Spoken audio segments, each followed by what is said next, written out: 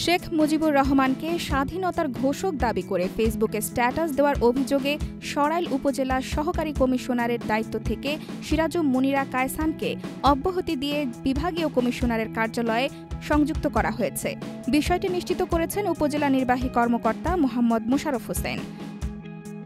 বুধবার ২৬ মার্চ সকালে ব্রাহ্মণবাড়িয়ার এসিল্যান্ড সরাইল নামে অফিসিয়াল ফেসবুক পেজ থেকে এই স্ট্যাটাস দেওয়া হয়। মুহূর্তের মধ্যেই তা ভাইরাল হয়ে যায়।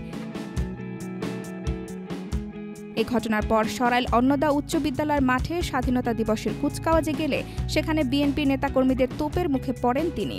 দ্রুতই মাঠ থেকে ফিরে যান। এর প্রায় পৌনে ১ ঘণ্টা পর সেই পোস্ট মুছে ফেলা হয়। পরে আরেকটি পোস্ট করে বলা হয়, প্রথম পোস্টটি ফেসবুক হ্যাক করে দেওয়া হয়েছিল। এরপরই সিরাজুম মুনিরা কায়সানকে তার দায়িত্ব থেকে প্রাথমিকভাবে অব্যাহতি দিয়ে চট্টগ্রাম বিভাগীয় কমিশনারের কার্যালয়ে সংযুক্ত করা হয়। এই বিষয়ে জানতে চাইলে সরাইল উপজেলার সহকারী কমিশনার সিরাজুম মুনিরা কায়সানের মোবাইলে একাধিকবার কল দেওয়া হলেও তিনি তা রিসিভ করেননি।